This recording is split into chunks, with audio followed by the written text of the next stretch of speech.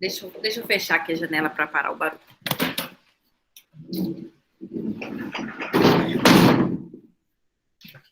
Então, eu não sei se vocês já pararam para pensar sobre como que o tempo acontece. O tempo talvez seja a questão mais importante da filosofia, né, da história da filosofia. Em geral, a gente toma o tempo como uma questão e a gente só passa a trabalhar o tempo como uma questão na medida em que a gente se deixa tomar pela reflexão filosófica. Mas o tempo ele está constantemente na nossa realidade. Queira a gente, queira não, a gente é perpassado pelo tempo. Cada filósofo que pensa como o tempo acontece, ele dá uma resposta diferente. A resposta, digamos, mais conhecida, talvez, mais reconhecida, mais trazida para o debate, é a postura, a posição de Aristóteles. E aí o Aristóteles ele coloca o seguinte: olha, o tempo ele se dá mediante o passado, mediante o futuro. Então a gente pode saber como o tempo acontece, porque a gente tem o tempo de ontem e o tempo de amanhã. E aí a gente se localiza mediante esses dois vértices, né? Esses dois pontos, que é o tempo do passado e o tempo do futuro.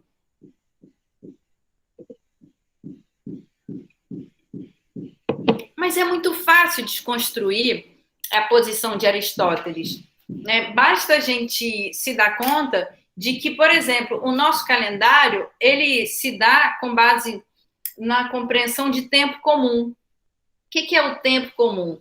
O tempo comum é o que a gente compreende como o tempo iniciado pela figura histórica de Jesus Cristo. Então, quando a gente fala, a gente está no ano 2021, a gente está 2021 o quê? A gente está 2021 depois de Cristo, né? A orientação histórica, bíblica, compreende que a importância de Cristo foi tamanha para a história da civilização, que a gente pode chamar de ocidental, quer a gente concorde com essa civilização, quer a gente discorde dessa civilização, do modo como essa civilização se estrutura e estrutura as nossas experiências, a gente vai ter esse cenário, que é o cenário da ressurreição de Cristo, o nascimento de Cristo, né? O menino Cristo, e, sobretudo, a ressurreição de Cristo, o exemplo de Cristo, de que a gente, ser humano, a gente pode ter a vida eterna, né? A gente morre, mas a nossa alma permanece. Essa experiência que é tão mística, de repente a palavra mística é boa,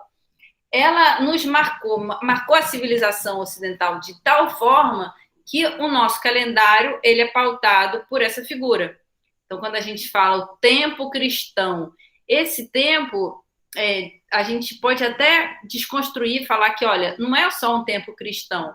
Por quê? Porque até as civilizações islâmicas, para as quais a Bíblia Sagrada, tanto o Velho Testamento quanto o Novo Testamento, é proibido. Eu não sei se vocês sabem, mas os povos para os quais o Alcorão, o livro chamado Alcorão, é o livro sagrado, esses povos, eles tratam a Bíblia Sagrada como proibida.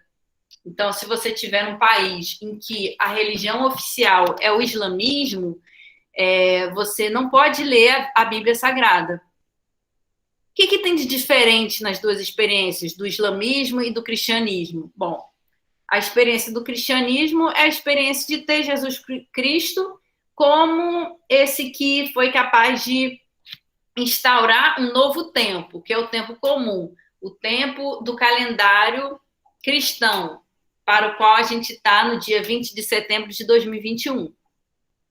O islamismo, ele considera que é uma blasfêmia você tomar um ser humano como um Deus, né? Que é contra as leis do Islã, contra as leis do Alcorão, você sequer pensar que isso possa acontecer. para uma pessoa que é fiel ao islamismo, Deus é uma figura tão majestosa e tão superior a tudo que qualquer mortal possa passar, que é até um erro, uma blasfêmia, ou seja, algo que vai contra o próprio Deus, você se equiparar a essa figura infinitamente superior. Apesar disso, se você for pegar um avião para ir até o Afeganistão, por exemplo, que eu não recomendo que vocês queiram fazer, porque a gente sabe que lá está sendo um espaço político sitiado, né?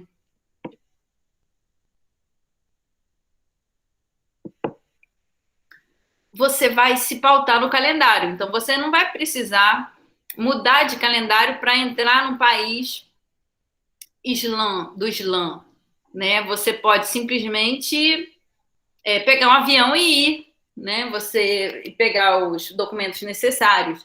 Você vai estar no mesmo calendário, você vai estar sendo orientado pelo mesmo ano. Eles também estão no ano 2021, apesar de não aceitarem a figura de Cristo como instauradora de um novo tempo.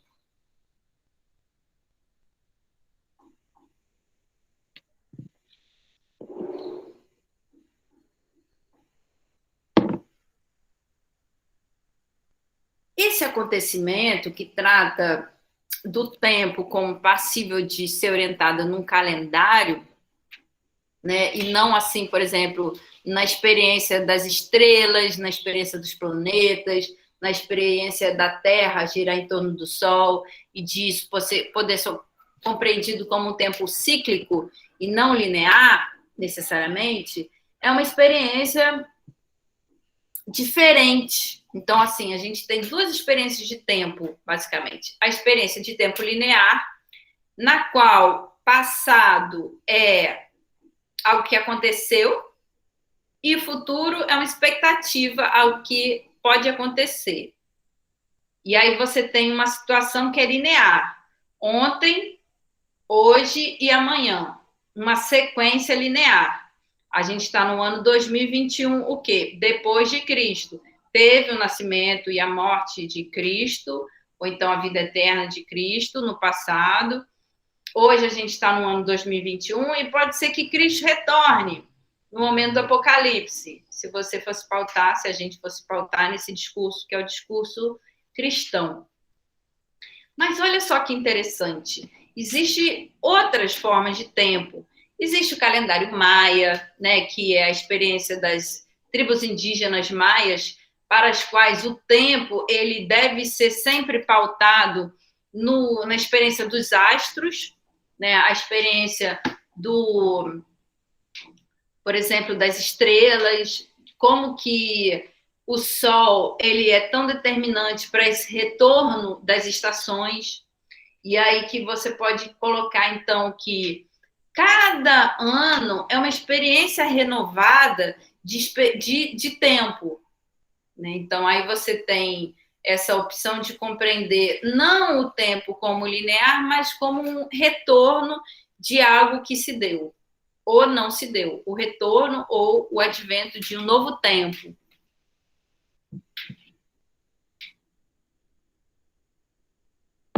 Então, a gente está falando que existem basicamente duas experiências de tempo, que é a linear, que é aquela do cristianismo, e a circular, que são outras experiências de tempo, onde se compreende que algo que passou, ele não está estanque num passado, ele pode vir a ser diferente, ou até a mesma coisa. Enfim, o tempo retorna. Essa experiência de linguagem, por exemplo, é uma experiência de retorno de palavras que podem fazer sentido ou não. Bom dia, Vitória. Bem-vinda. Bom dia.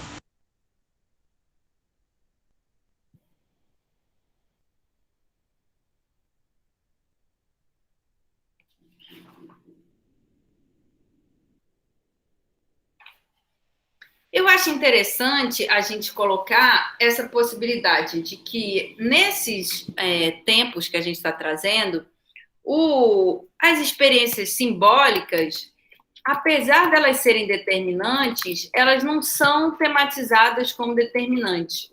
Então, a gente tem, por exemplo, essa compreensão de que a gente está em 2021 depois de Cristo.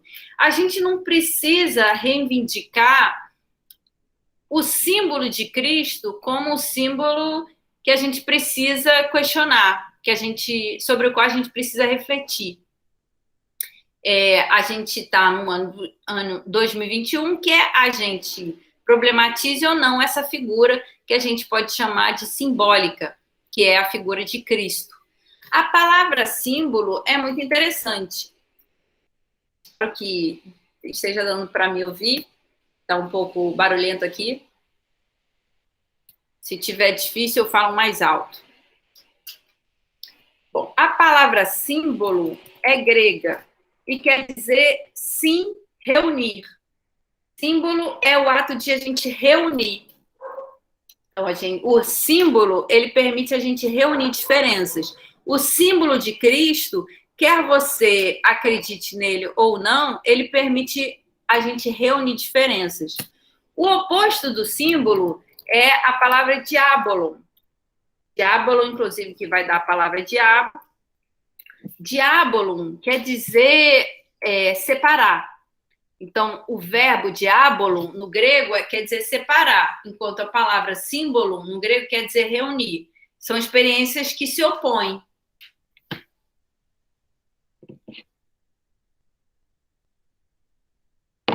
A figura histórica de Cristo, a figura simbólica de Cristo, permitiu a gente ter um tempo em que nós podemos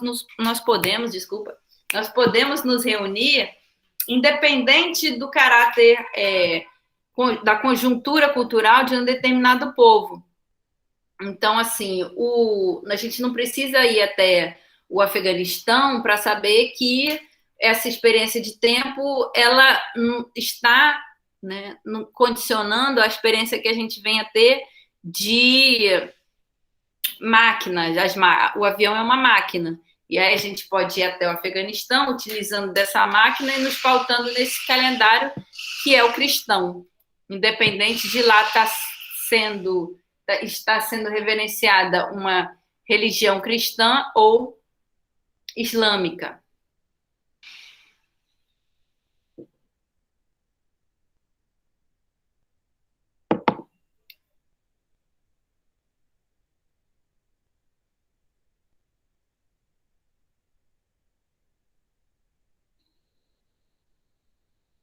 Muitas vezes não, agora a gente está tendo a oportunidade de ter uma experiência singular, né, na história da humanidade, porque todos nós estamos passando por uma experiência de quarentena.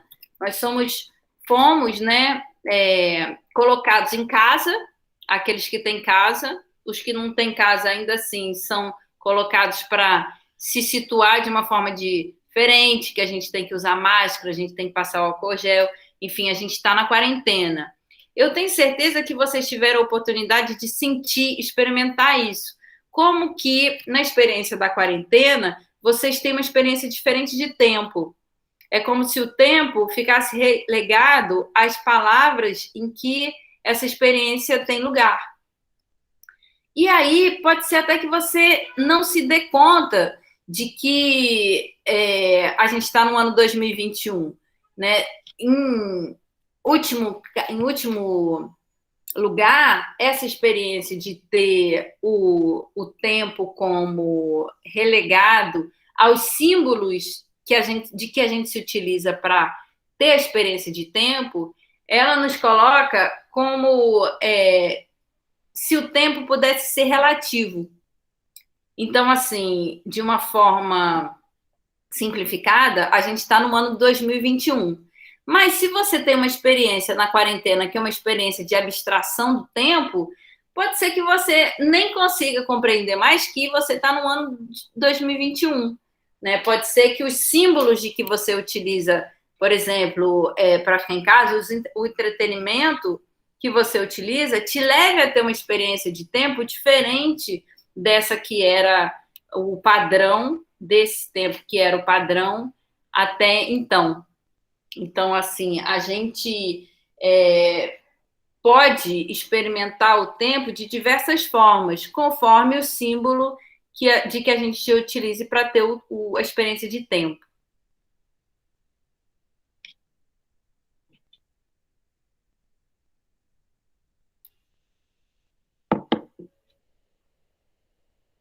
No momento em que surgiu a filosofia, na Grécia Antiga, né, no momento em que surge essa experiência, que é a experiência de pensar o pensar, para o qual nós somos convidados e convidadas com o Sócrates, com a figura de Sócrates, não é só o tempo que a gente pode tornar um tema. O tempo é um tema privilegiado na medida em que a morte surge como questão. Então, vocês sabem que Sócrates foi essa personagem histórica que foi levada a tomar veneno porque ele tinha que escolher entre continuar filosofando ou morrer. A prática da filosofia foi considerada ilegal, né? Porque Sócrates foi condenado. Um instantinho.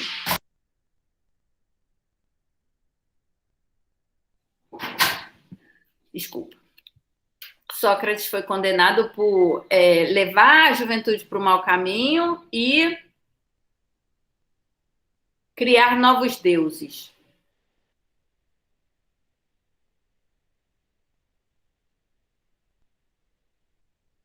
Isso que foi considerado contra as leis da cidade de Atenas e que levou Sócrates a tomar veneno, ele tinha que escolher entre filosofar e morrer. Permanecer vivo não filosofando, permanecer vivo sem fazer filosofia ou morrer.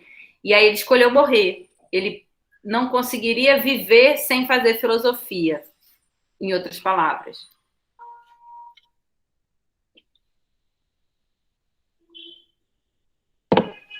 E aí a gente pode ter essa experiência, que é a experiência de ter a experiência da morte como um paradigma do fazer filosófico.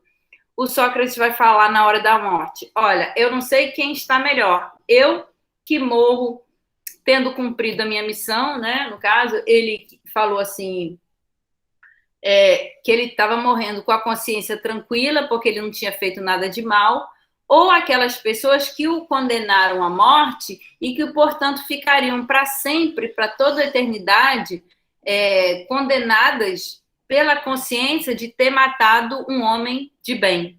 Matado, segundo Platão, o melhor dos homens. Então, assim, ele coloca esse desafio no momento da morte, e aí, para as pessoas que ficaram vivas, né, para elas refletirem sobre essa condição de que mais vale a pessoa tendo a opção, ela seguir aquilo que a consciência dela manda ela fazer. E se isso for custar a vida, no caso, custou a vida do Sócrates, é preciso ela se responsabilizar por essa escolha. Então, essa leitura, digamos, trágica, né, da personagem de Sócrates, ele é aquele que se... bom dia, Gabriel. Sócrates é essa figura que se... quando questionado, desculpa, quando ele é questionado sobre essa condição, né, a condição dele como filósofo, quando podendo não ser filósofo, ele fala, não, eu não posso deixar de fazer filosofia. Eu prefiro morrer do que deixar de fazer filosofia. Esse questionamento, ele nos leva a compreender esse desafio, né, da gente ter em vista, no fazer filosófico, a experiência da morte, que é a seguinte: olha, todos nós vamos morrer. Uma vez que nós vamos morrer, a gente precisa cuidar da nossa própria alma de modo que a gente nunca faça nada de mal, né? E esse é o problema. Por quê? Porque assim como o Sócrates foi levado à morte, foi levado a tomar cicuta, de uma forma geral, a experiência humana ela é perpassada pelo mal. Assim como Sócrates foi condenado à morte, muitos de nós seríamos na mesma situação, tendo que julgar um senhor, né, de 80 anos sobre o modo como ele procedeu em vida. Talvez se nós estivéssemos juntos aos inquisidores de Sócrates, talvez nós fôssemos levados a considerar que era melhor ele morrer mesmo. O que quer dizer isso, né? O que quer dizer essa experiência do mal?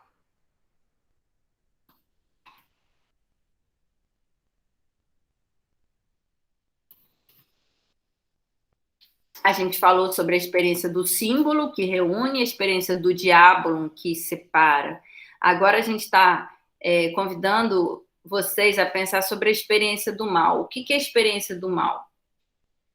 No caso da experiência de Sócrates, o mal pode ser compreendido como isso, né? De ter julgado uma pessoa inocente como alguém, como se fosse um criminoso. Né, julgar e justamente condenar à morte a um ser que foi filósofo, que durante toda a existência convidou as pessoas a refletirem sobre a situação existencial, a situação de consciência, a situação de vida delas, e que no final da vida foi levado à morte.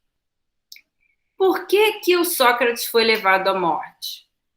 Por que as pessoas queriam continuar fazendo isso que levou o Sócrates à morte? Por que Sócrates foi à morte? A princípio, Sócrates foi levado à morte no Juízo da Apologia de Sócrates, que é o livro em que a experiência de julgamento de Sócrates é colocada. A gente tem a experiência seguinte, como a gente já falou, não custa repetir. Sócrates é condenado por desvirtuar a juventude, por levar a juventude para o mau caminho, né? Os alunos de Sócrates mais famosos são Platão, que se tornou filósofo também, que deixou para a gente uma obra de mais de 26 livros, uma obra genial. Então, o discípulo mais conhecido de Sócrates é um filósofo genial, que é justamente o Platão, né? Que nos serve de referência aqui. Outra pessoa que foi aluno de Sócrates é uma figura não tão querida, que, pelo menos na narrativa das obras de Platão, que é a figura do Alcebíades. E aí pode ser que Sócrates tenha sido condenado por ter se mostrado incapaz de educar plenamente o Alcebíades. Pode ser que ele tenha sido julgado porque Alcebíades ele fez tanta coisa errada que o fato dele ter sido discípulo de Sócrates e ter feito muita coisa errada levou Sócrates a ter essa fama de péssimo professor, de perverso, de professor que leva a juventude para o mau caminho. Mas o que fez Alcebíades? Quem foi Alcebíades? Então, Alcebíades era um jovem lindo, conhecido, renomado mesmo pela beleza. Além de lindo, rico, e que desejava de uma forma feroz, de uma forma violenta, a fama.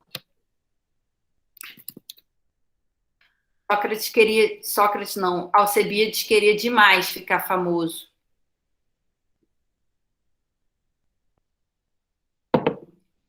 E a história que é relatada por um historiador, que a gente não sabe se ele falava a verdade ou não, mas a história de Alcebíades relatada por Diógenes Laércio é a seguinte: jovem já, o Diógenes, ele fez o seguinte, ele se meteu numa noitada, tomou muita bebida alcoólica, ficou drogado, e os jovens com quem ele estava parece que né, os jovens depredaram, desculpa, as estátuas de Dionísio.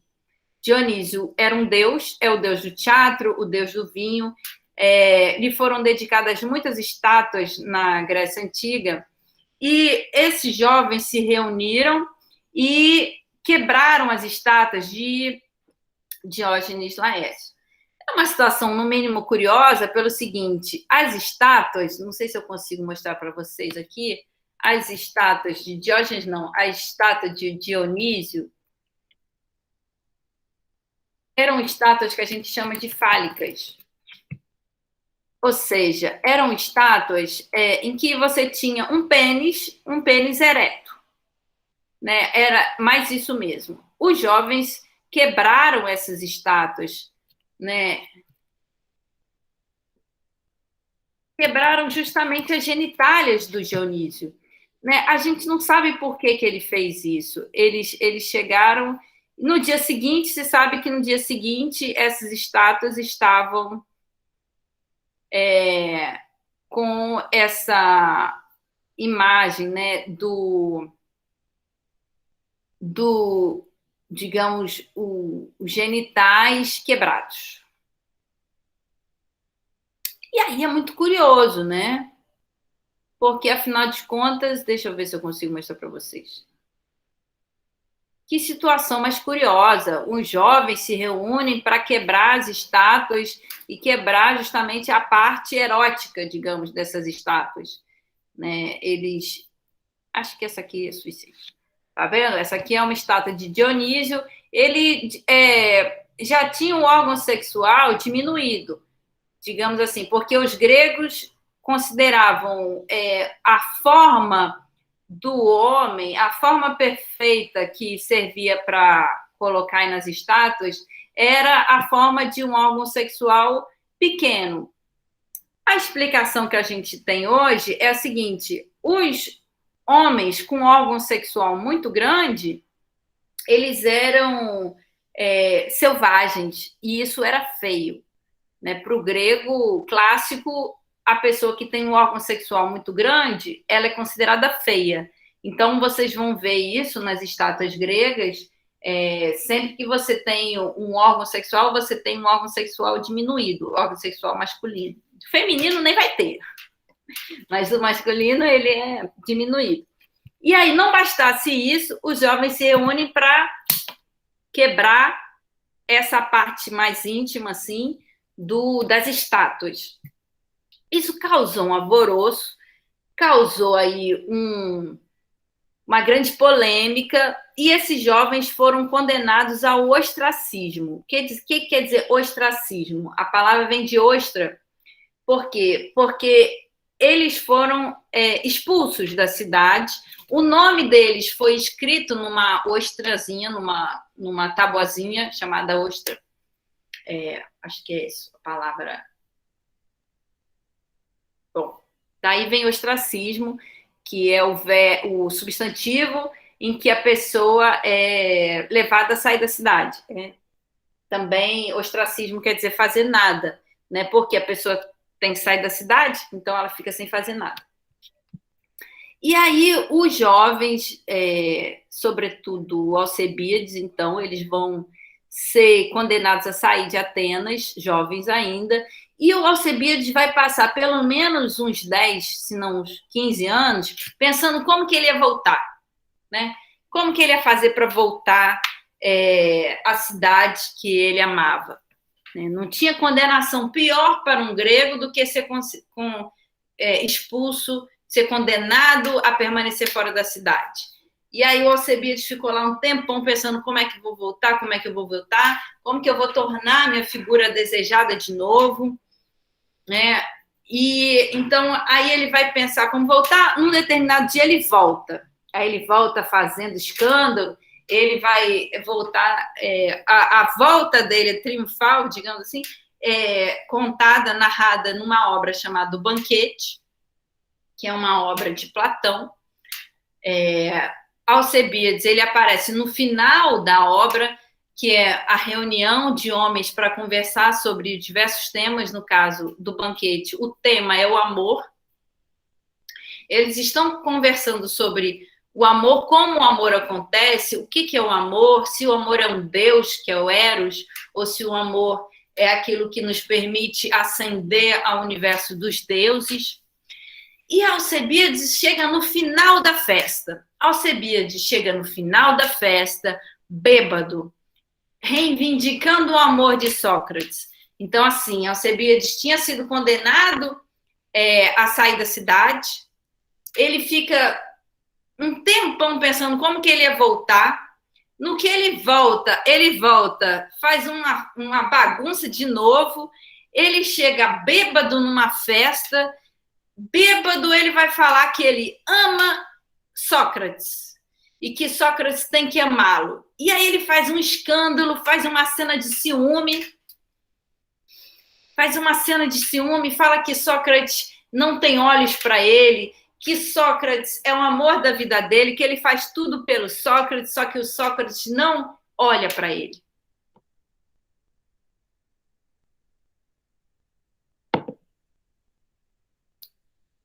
E aí é uma experiência muito curiosa, essa experiência de tempo, pelo seguinte, caramba, né? Alcebiades é uma figura muito curiosa.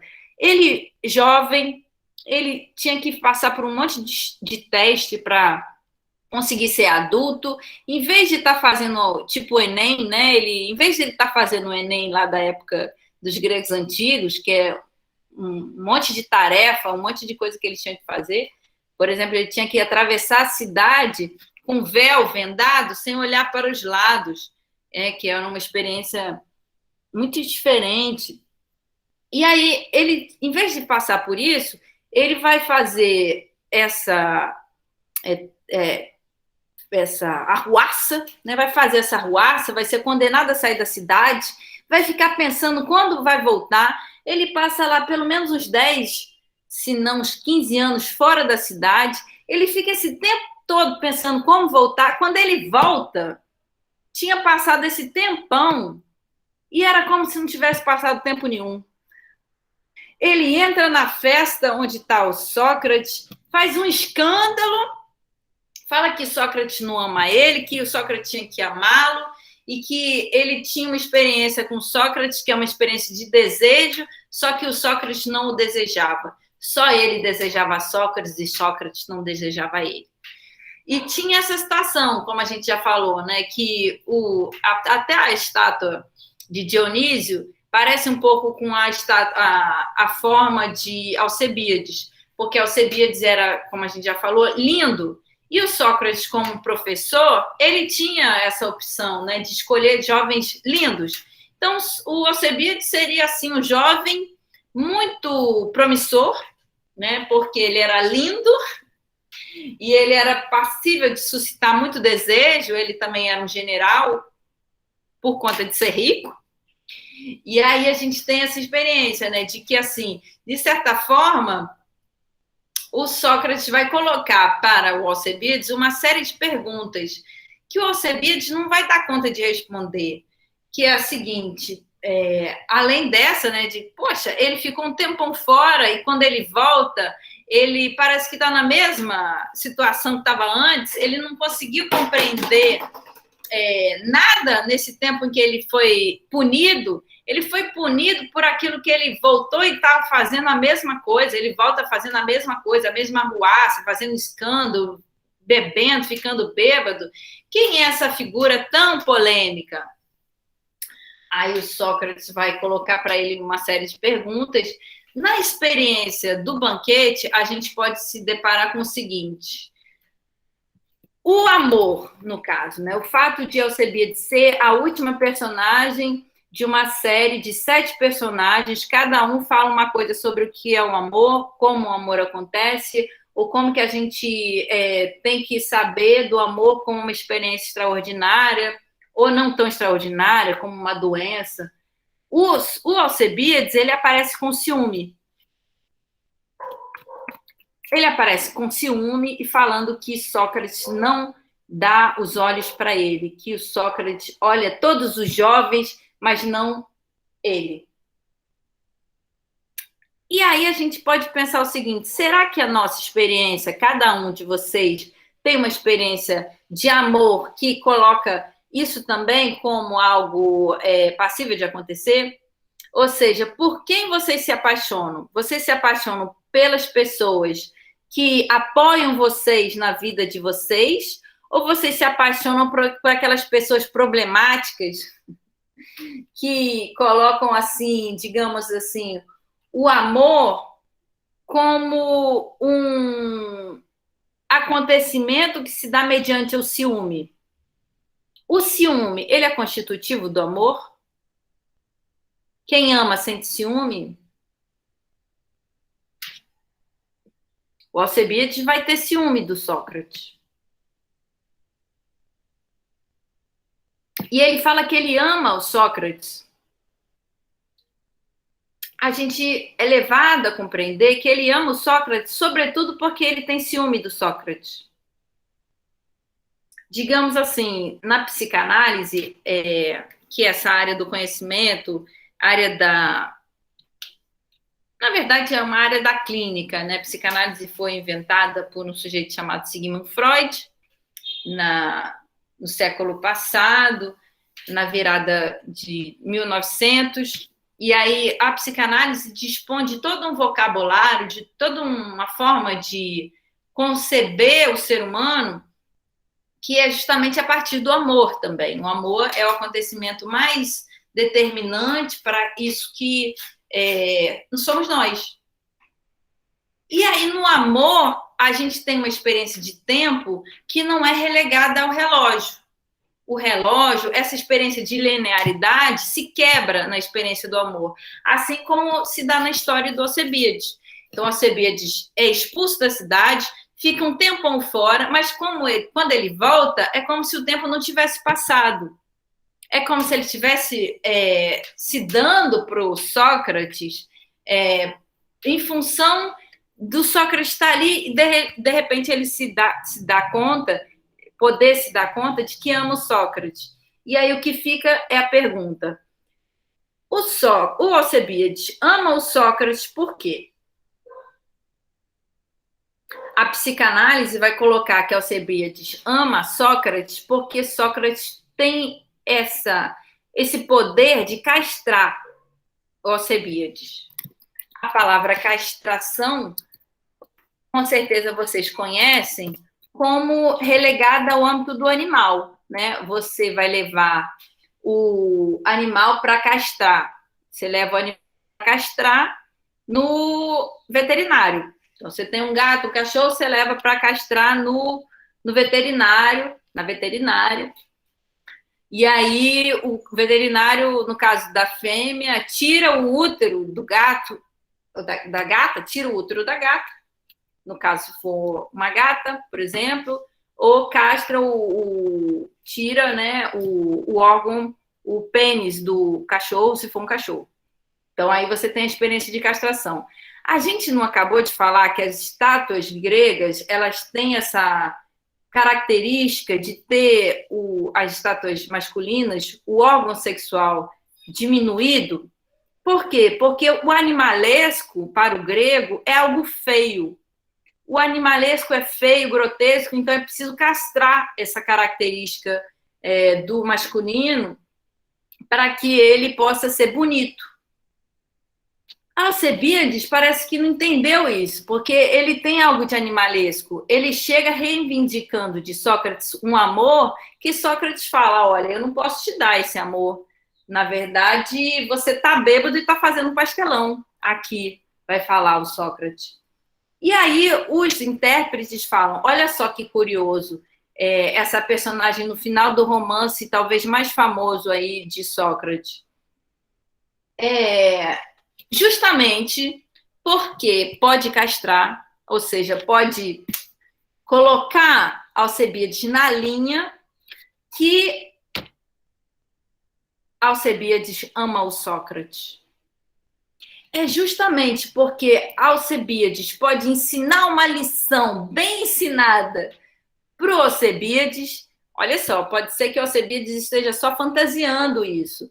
Sócrates é renomado por ser um filósofo, por ser um professor capaz de realizar a maiêutica, que é o parto das almas, ele é conhecido pelo debate dialético, pela possibilidade de realizar o agon, né? Agon, que vai dar a palavra agonia, é a prática de debate público. Então, o agon é aquela disputa por quem é capaz de dizer melhor ou de forma definitiva a verdade, ou pelo menos defender que a verdade não exista. Não existe.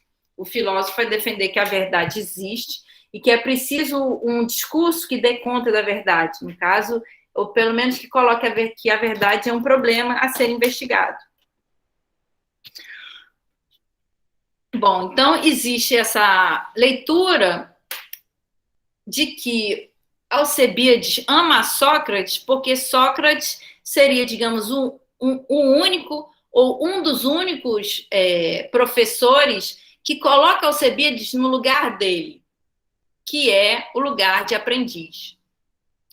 Alcebiades seria essa figura extremamente arrogante, que desde adolescentezinho arma um barraco atrás do outro.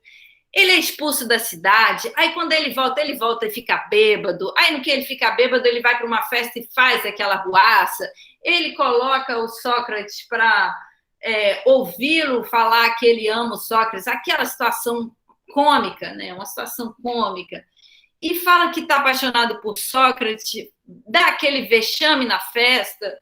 O Sócrates tenta ali dar um jeito, fala que vai dar uma fugida, mas não consegue fugir, é obrigado a ficar. Meio que Alcebiades pega ele de jeito e fala: não, você agora vai ser meu. E o Sócrates fala: olha, você se coloque na sua posição, rapazote, que é isso, porque tem uma diferença de idade muito grande. Então ele fala: você me respeite. E a reflexão que a gente tem, né, é sobretudo no sentido de falar assim, olha, a gente, quando a gente ama quem nos apoia. No caso, Sócrates, ele estava ali para apoiar Alcebiades nesse esforço hercúleo de Alcebiades de se tornar uma pessoa de bem, um homem adulto responsável, né, uma pessoa com uma fama ilibata, e aí a gente vai chegar nessa questão que é a nossa questão da aula. O que quer dizer fama ilibata? É a compreensão de que você é uma pessoa respeitosa e que ninguém pode falar mal de você. Então, Alcebiades, ele está nesse desafio, né, de se tornar um adulto. E, a princípio, ele não consegue, porque ele fica nessa situação de infantil, né? Ele parece uma criança uma criança, como é que a gente fala? Uma criança levada, desculpa, uma criança levada. E aí ele é uma criança levada e o Sócrates, ele colocado nessa situação de meio que dar uma palmada para o Alcebiades se colocar como alguém que tem que seguir a lei. Ele está toda hora fazendo coisa errada, e aí o Sócrates é colocado nessa de que ter que dar bronca num homem formado. A reflexão que a gente tem, para terminar aqui essa fala, é a seguinte: bom, o Alcebiades vai confessar que está apaixonado por Sócrates. O Alcebiades está apaixonado por Sócrates porque Sócrates pode castrar Alcebiades, pode colocar Alcebiades na linha, né? Pode mostrar ao Alcebiades que lugar que ele está ocupando, esse lugar que é o lugar da vergonha, que ele é ridículo, né? Porque o Alcebiades, ele tem essa coisa que dele é meio ridículo mesmo. Ele vai ser condenado de novo ao ostracismo, ele vai ser expulso de novo da cidade, depois ele vai voltar de novo. Ele vai ter essa história, digamos assim, muito peculiar, que é de sair e voltar várias vezes da cidade por ser condenado à pena de ser expulso da cidade. E ele, digamos, no final das contas, ele vai conseguir suscitar o amor, ele vai conseguir cativar os atenienses por pouco tempo. Ele vai conseguir cativar os atenienses numa cena que é muito curiosa, porque ele está difamado, né? Ele está com uma fama péssima. Ele é conhecido por essas cenas que são cenas pitorescas, né? Cenas dramáticas, cenas de homossexualismo, né? Cenas de pederastia, são cenas muito polêmicas mesmo, né?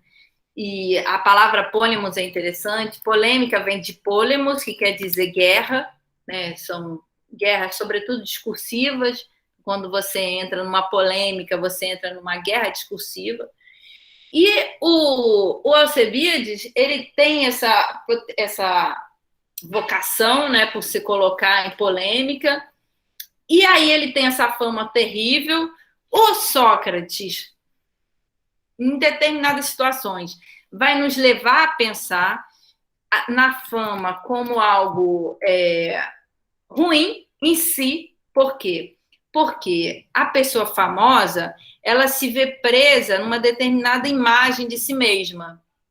Então, por exemplo, os jovens atenienses, de uma forma geral, sobretudo Alcibíades, eles tinham uma concepção de que ser famoso é bom em si, né? Que não existe, digamos assim, existem 3 coisas muito desejáveis: fama, mulheres e dinheiro.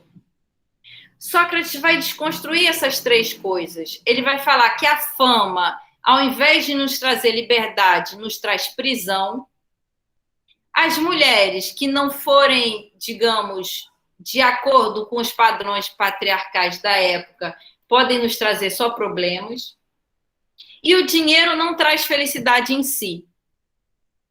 Então, essas 3 coisas que para os jovens gregos eram causa de felicidade, o Sócrates vai desconstruir.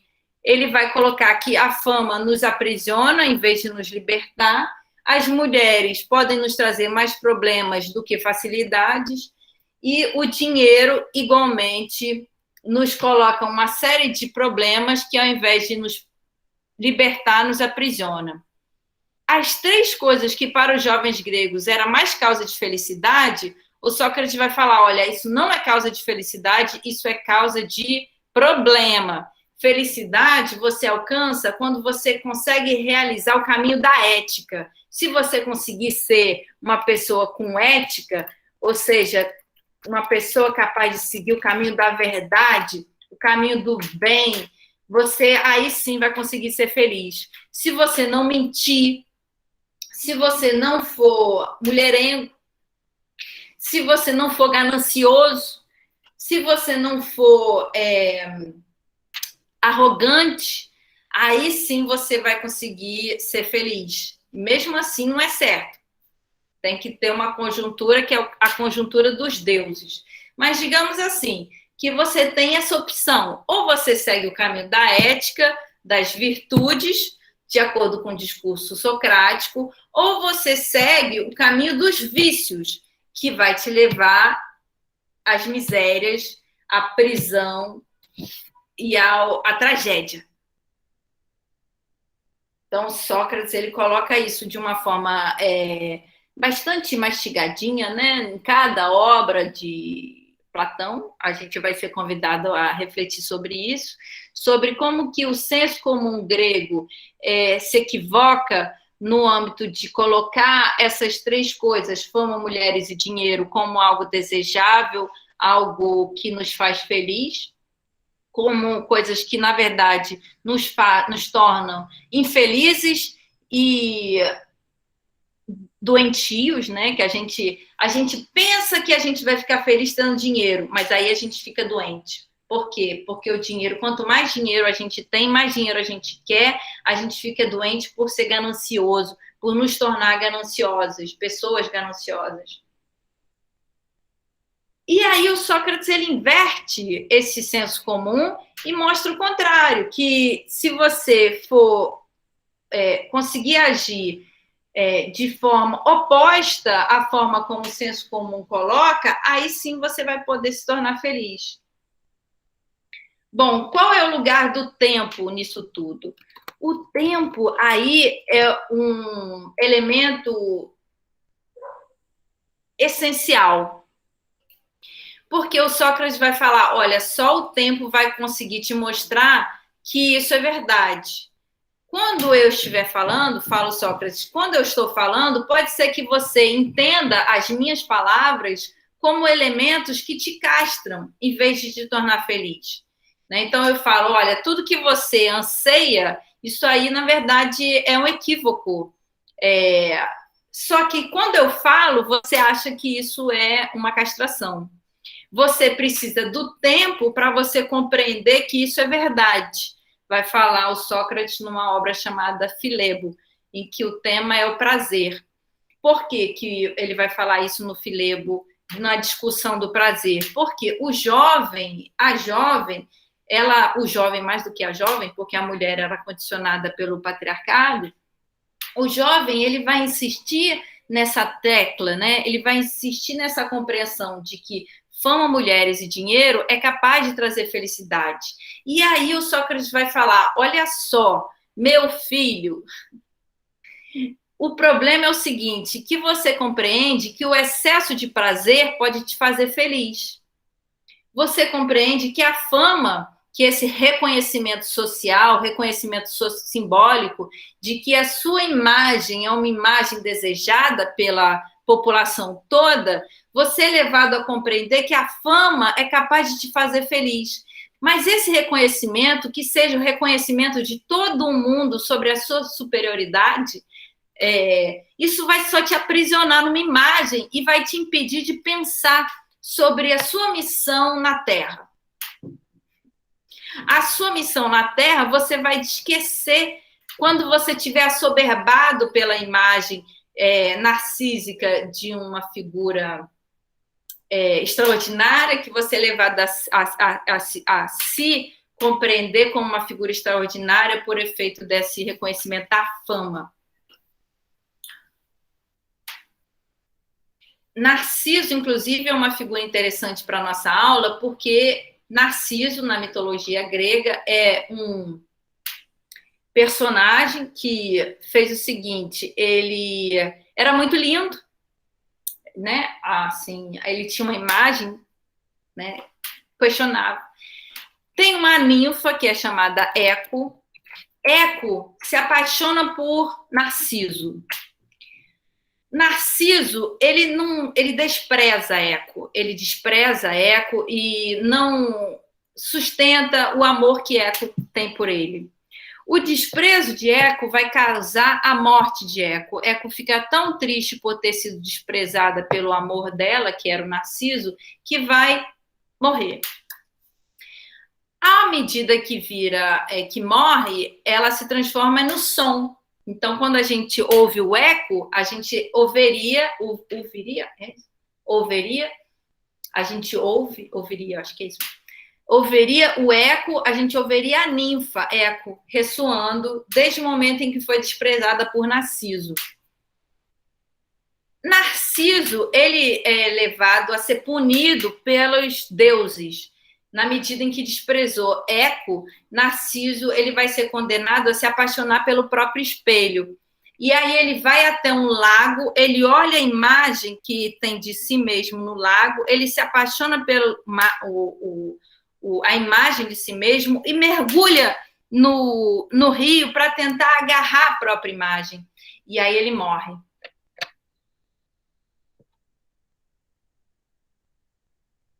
Seduzido pela própria imagem, ele vai morrer. Essa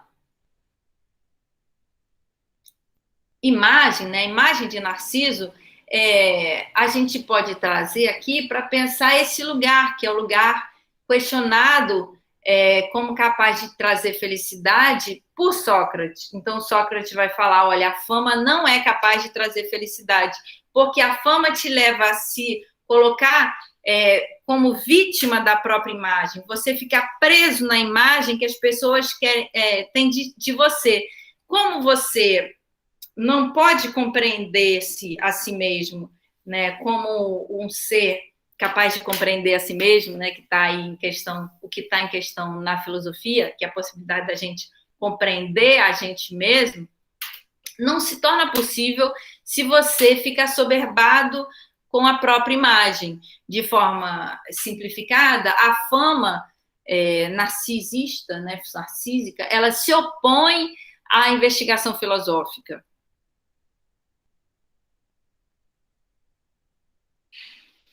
E o que o tempo tem a ver com isso? O tempo é capaz de nos fazer ver que o prazer em excesso, o prazer que é passível de ser ocasionado, o prazer que a gente pode ter na medida em que a gente se torna famoso ou famosa, esse prazer, ele passa.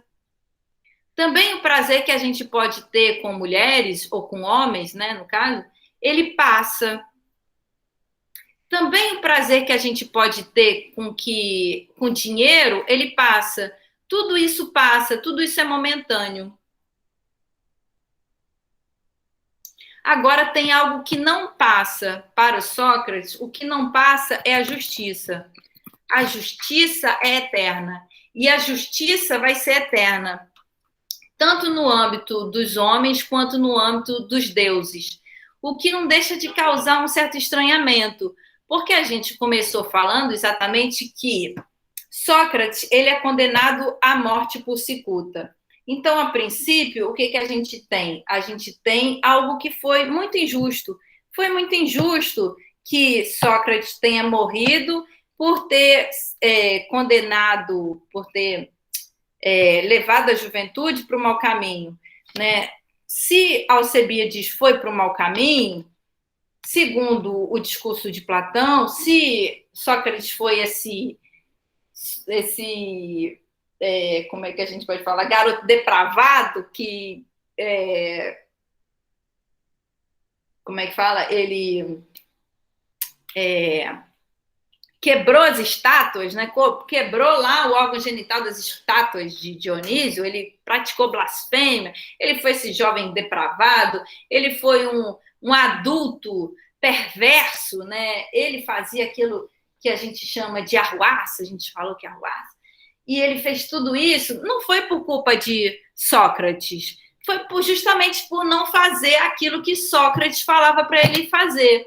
Então, Sócrates fala, olha, fama, mulheres e dinheiro não vai te fazer feliz. E o que o Alcebiades vai fazer? Vai ir atrás de fama, mulheres e dinheiro. Ele vai morrer na Pérsia, que é um local totalmente diferente da Grécia. Ele vai morrer no estrangeiro, melhor dizendo. Ele não vai ter esse prazer de morrer na terra pátria, no país dele. Ele vai ser condenado a uma morte inglória, que é uma morte... Parece que ele estava numa tenda. O Diógenes Laércio vai fazer isso. Vai falar que ele morreu numa tenda, nu, com uma mulher, e ele vai morrer tocaiado, que a gente chama. Ele vai ser traído pelos amigos dele, que quando vem que ele está fazendo isso, né? Sendo ganancioso, pretensioso, arrogante, matam ele, vão matar o Alcebiades. Os próprios amigos dele vão traí-lo. E aí a gente tem essa compreensão de que, poxa, então o Sócrates ele não pode ser julgado como professor com base nessa personagem que fez exatamente o oposto do que ele falava para fazer. Se o Sócrates fala para o Alcebiades, olha, Alcebiades, não é para você ficar achando que fama vai te fazer feliz, não é para você achar que as mulheres vão te fazer feliz, não é para você achar que o dinheiro vai te fazer feliz. E o Alcebiades faz exatamente isso, né? Vai ter uma vida escandalosa, tem um determinado momento que, depois do simpósio, depois do banquete, depois daquela cena de ciúme com Sócrates, ele vai ser condenado de novo a sair de Atenas, e aí ele vai voltar, na volta ele ainda faz uma coisa que todo mundo não gosta dele, ele está com uma fama de personagem horrível, um sujeito ruim em si, ele é um mal encarnado, e aí para livrar a própria cara, o que ele vai fazer? Está tendo uma procissão, tinha os rituais gregos de procissão, como a gente tem aqui no Brasil, né, as senhorinhas levando a imagem de Atenas, a imagem da deusa, Atenas para reverenciar a deusa. Estava lá as senhorinhas, as crianças, os jovens andando calmamente, reverenciando a deusa.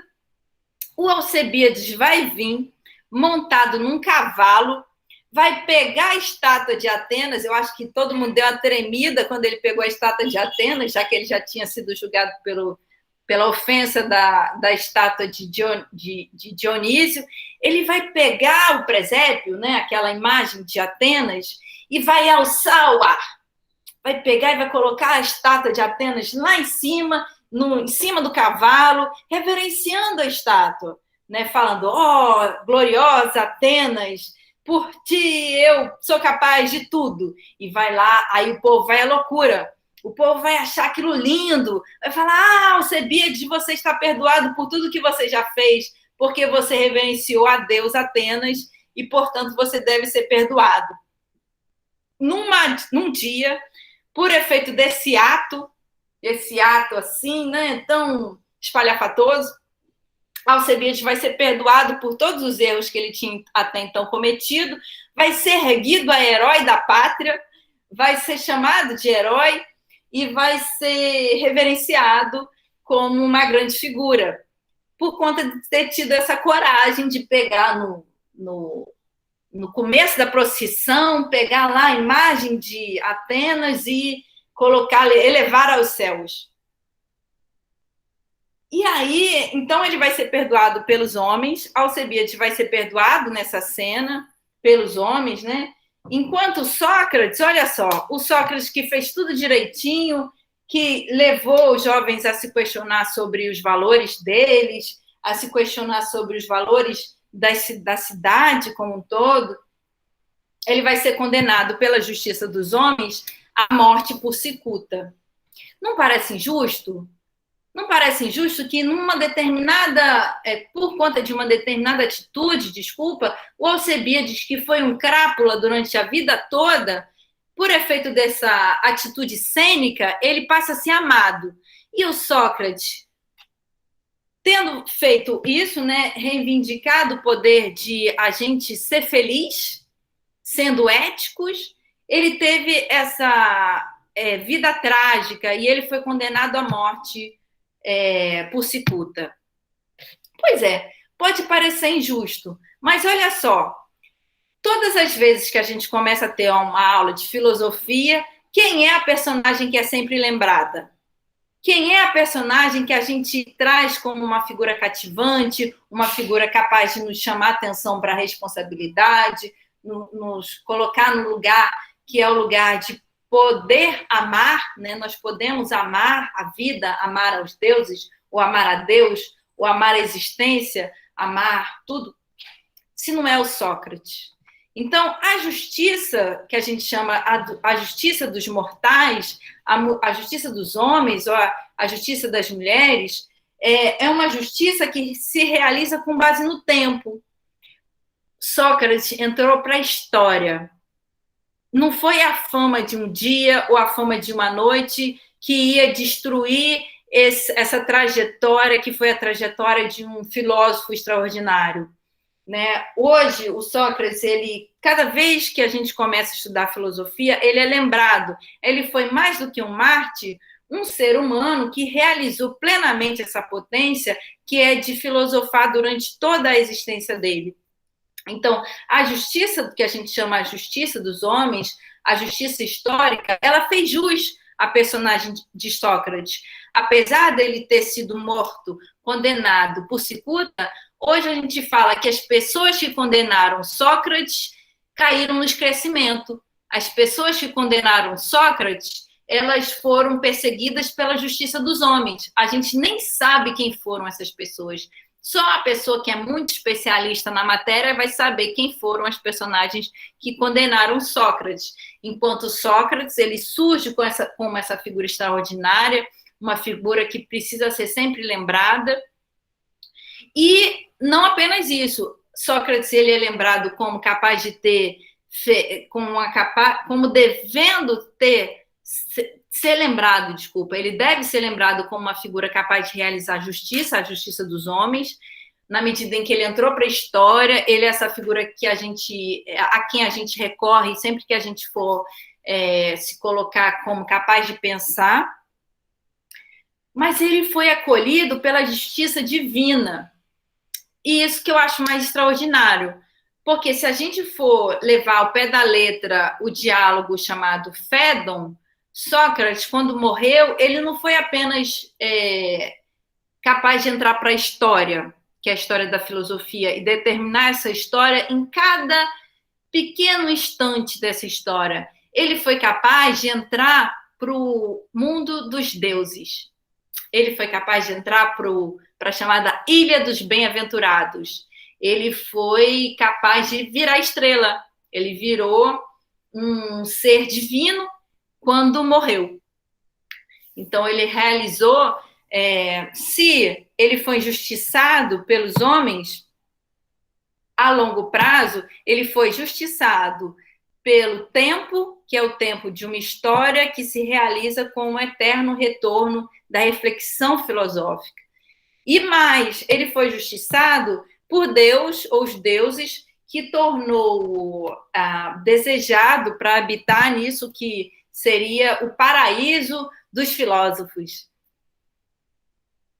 Então, assim, tirou onda, né? Sócrates acabou, no final das contas, tirando uma onda. Se durante a vida ele não realizou tantos prazeres como o Alcebiades, que foi essa figura devassa que se deixou tomar pelos prazeres da carne sem pestanejar, né? Caía mesmo na gandaia, o Alcebiades. Quem entrou para a história, não só para a história dos mortais, mas para a história divina, se é possível falar nisso, foi Sócrates. Bom, eu acho que hoje a gente pode ficar por aqui.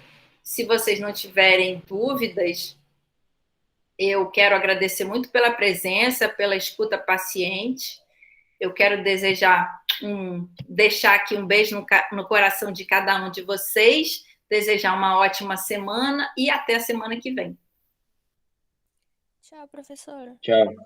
Tchau, professora. Tenha uma boa semana. Tchau, Lucelena. Tchau, Tchau, Graziela. professora. Até semana que vem. Tchau, Vitória. Obrigada pela presença. Tchau.